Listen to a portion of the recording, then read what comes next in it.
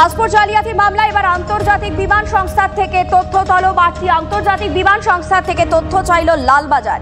৭৩টি passport জালিয়াতি মামলার তদন্ত করছে কলকাতা পুলিশ। তার মধ্যে বিদেশে পাড়ি দিয়েছেন ২০ জন অভিযুক্ত। তাদের পরিচয় জানতেই বিমান সংস্থার কাছে তথ্য তলব বলে জানা যাচ্ছে। পাসপোর্ট জালিয়াতি মামলা এবার আন্তর্জাতিক বিমান সংস্থা থেকে তথ্য তলব। কথা বলবো, আমাদের সঙ্গে রয়েছেন আমাদের প্রতিনিধি সুজয় পাল। সুজয়, কি জানা যাচ্ছে? দেখো, এই পাসপোর্ট জালিয়াতি মামলায় এবার ৮টি আন্তর্জাতিক বিমান সংস্থার থেকে তথ্য তলব করলো লালবাজার। এবং লালবাজার সূত্রে যেটা খবর, যে এখনো পর্যন্ত তারা যে চক্রটিকে গ্রেফতার করেছে তার মাধ্যমে ৭৩টি পাসপোর্ট তৈরি হয়েছিল। তার মধ্যে ২০ জন বিদেশে পাড়ি দিয়েছে বলে জানতে পেরেছে লালবাজার। কিন্তু তারা কোন দেশে গিয়েছে, কবে গিয়েছে সেই তথ্য জানতে পারেনি। কিন্তু কোন বিমান সংস্থার মাধ্যমে গিয়েছে সেই তথ্য জানার পরেই এরকম ৮টি আন্তর্জাতিক বিমান সংস্থাকে তারা চিঠি দিয়ে জানতে চেয়েছে যে নির্দিষ্ট বিমানে যে সমস্ত যাত্রীদের তথ্য তারা জানতে চেয়েছে, তারা কোন এয়ারপোর্টে তারা নেমেছিল বা কোন দেশে তারা গিয়েছে, কত তারিখে তারা গিয়েছে, এই সংক্রান্ত বিস্তারিত তথ্য তারা জানতে চেয়েছে। তার কারণ পাসপোর্টের উপর ভিত্তি করে তারা বিদেশে পাড়ি দিয়েছে। ফলে সেই তদন্তের ক্ষেত্রে এই তথ্য তাদের কাছে অত্যন্ত গুরুত্বপূর্ণ। এবং লালবাজার সূত্রে যেটা খবর, যে কয়েকটি বিমান সংস্থা তারা জবাব দিয়েছে, অর্থাৎ চিঠির উত্তর দিয়েছে যে কোথায় কোন দেশে তারা গিয়েছে।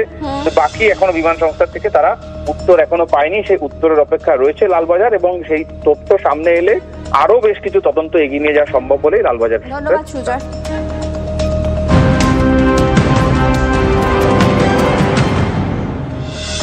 এদিকে অসমে ফের গ্রেফতার আনসারুল্লাহ জঙ্গি। কোকরাঝাড় থেকে গ্রেফতার নাসিমউদ্দিন শেখ, এবিটির অসম মডিউলের অন্যতম মাথা। নূর ইসলামের সহযোগী নাজিম।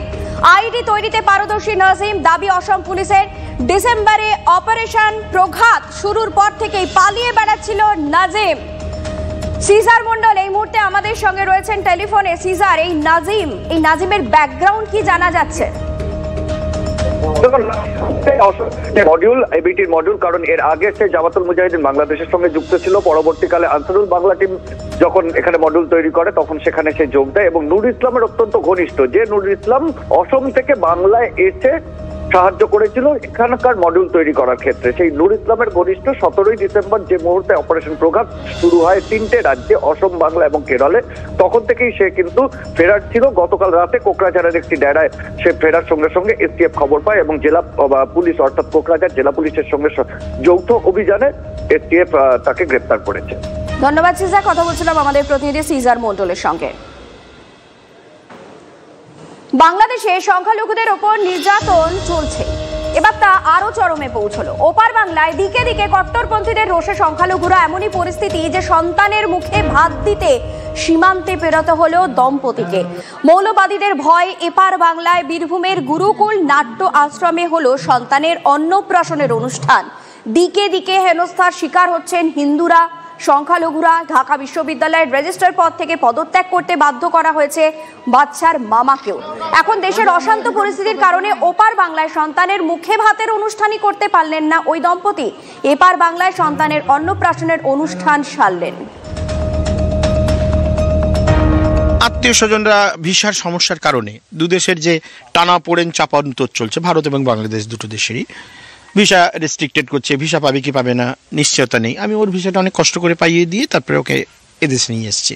সমস্যা ধরুন আজকে আপনার মুখে ভাত যে কোনো রাজনৈতিক দল হরতাল ডেকে দিল, তা আপনার আত্মীয় স্বজন আসতে পারবে না।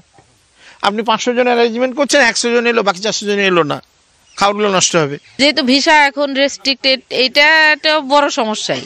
আমাদেরও ভিসা পেতে অনেকটাই বেগ পেতে হয়েছে। এইরকম খোলামেলা পরিবেশ বাংলাদেশে এতটা এরিয়া জুড়ে এত সুন্দর পরিবেশ নেই।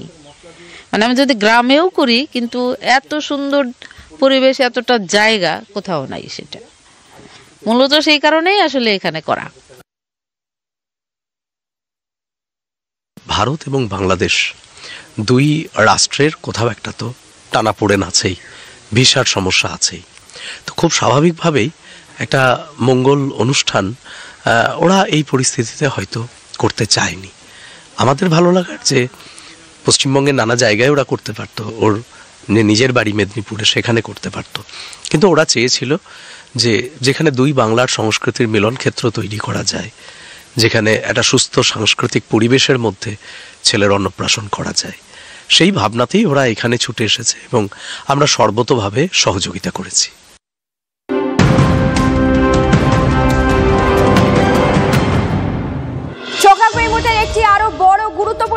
মুর্শিদাবাদে গ্রেফতার আরো 2 বাংলাদেশি। এবার লালগোলায় কথা বলবো আমাদের সঙ্গে টেলিফোনে রয়েছেন আমাদের প্রতিনিধি কৌশিক। কৌশিক, কি খবর রয়েছে?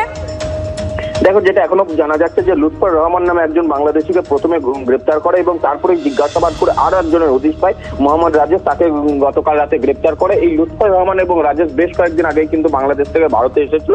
এরপর কিন্তু লালগোলা এলাকায় তারা থাকছিল এবং বিভিন্ন জায়গায় পরিযায়ী শ্রমিকের কাজের খোঁজ করছিল। সেই সময় পুলিশ খবর পায় প্রথমে লুৎফর রহমান এবং পরে মোহাম্মদ রাজেশকে গ্রেপ্তার করে। তারা সকলেই কিন্তু রাজশাহী গোদাগাড়ি এলাকার বাসিন্দা। তারা এই পারে এসে যে কোন অন্য কোনো কাজ কি শুধুমাত্র কি পরিযায়ী শ্রমিক না অন্য কোনো উদ্দেশ্যে এসেছিল তার তদন্ত শুরু করেছে ইতিমধ্যেই পুলিশ। আজ তাদেরকে লালবাগ মহকুমা আদালতে পাঠানো হবে এবং এরপর পুলিশ হেফাজতে নেওয়ার আবেদন জানানো হবে। ধন্যবাদ কৌশিক, পরিস্থিতির দিকে নজর রাখুন।